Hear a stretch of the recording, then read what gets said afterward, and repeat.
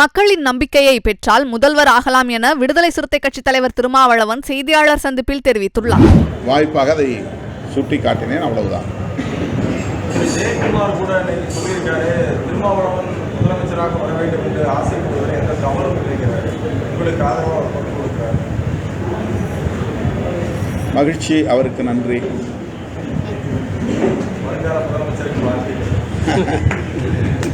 ஏற்கனவே காங்கிரஸ் வந்து தமிழ்நாட்டில் முதலமைச்சரை பார்த்தாச்சு, திமுக அதிமுக பார்த்தாச்சு.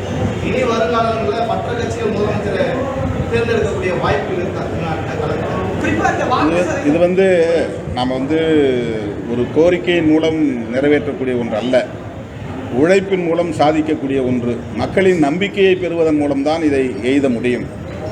இது ஆன் டிமாண்ட் செய்ய முடியாது. நாம் மக்களுடைய நம்பிக்கை பெறுவது எப்போது? அந்த சூழலில் மக்கள் நம்மிடத்திலே அதிகாரத்தை ஒப்படைப்பார்கள்.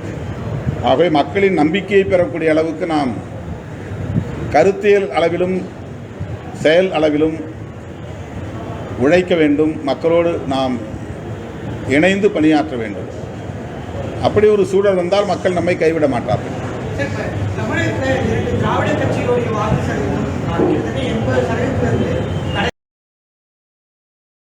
செய்திகளை உள்ளது உள்ளபடி தெரிந்து கொள்ள ரெஃப்ளெக்ட் நியூஸை சப்ஸ்கிரைப் பண்ணுங்க.